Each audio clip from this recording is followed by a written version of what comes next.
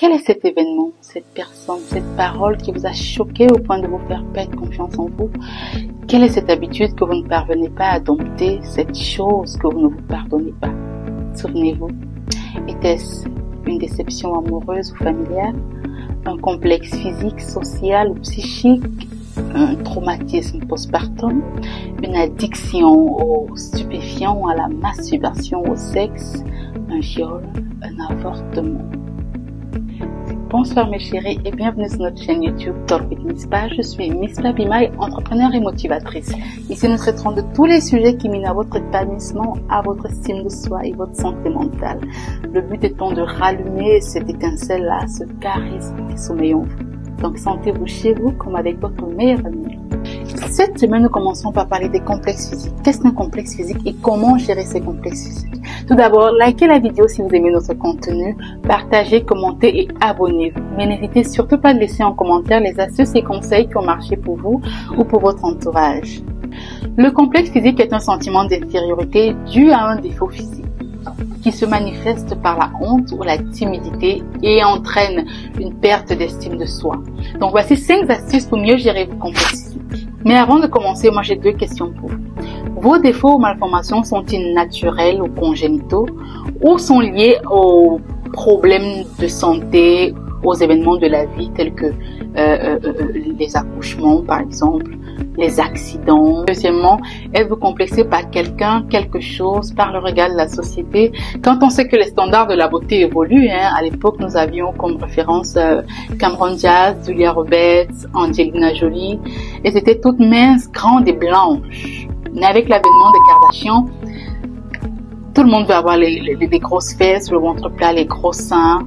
Du coup, le marché des ovules, des pilules, des gélules, des vitamines, sans oublier le marché du blanchiment de la peau, accroît.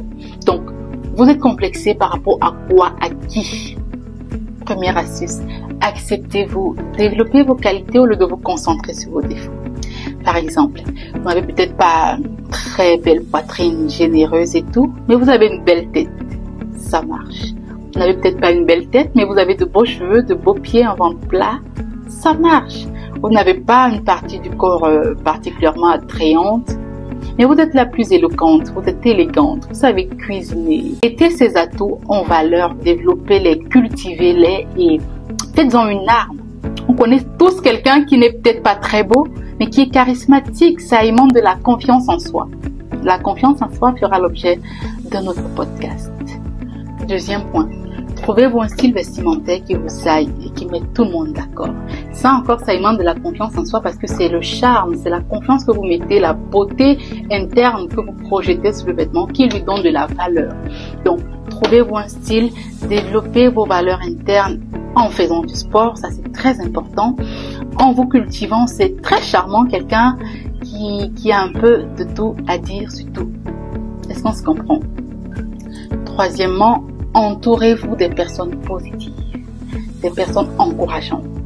J'aime à le dire, la personne positive n'est pas la personne qui dit oui à tout, qui vous encourage à tout faire. C'est la personne qui peut vous dire, tiens oui ça marche, non l'autre ne marche pas, faites plutôt comme ça, vous faites ça mais arrêtez-vous là. C'est généralement quelqu'un qui vous aime sans intérêt et donc qui est sincère et objectif. Faites-lui confiance. 4e point. Les gens complexés ne croient généralement pas en l'amour. Ils se disent qu'on les aime pour quelque chose et que ça peut s'arrêter à tout moment. Ce qui force le partenaire à toujours les rassurer, à les convaincre. Ça peut paraître épuisant à la fin. Dites-vous que vous avez des atouts que quelqu'un a repérés, a appréciés et valorise. Croyez en cette personne-là et laissez-vous aller. 5e point. Relativisez. Dites-vous que personne n'est parfait. Inspirez-vous des personnes comme vous qui ont réussi professionnellement ou amoureusement. Allez-y dans le cinéma par exemple. Il y a des nains qui ont réussi, il y a des gros qui ont réussi, des blonds, des albinos, des très noirs qui ont réussi. Inspirez-vous de cette personne-là pour rebooster votre confiance en vous et pourquoi pas vous. Donc, relativisez.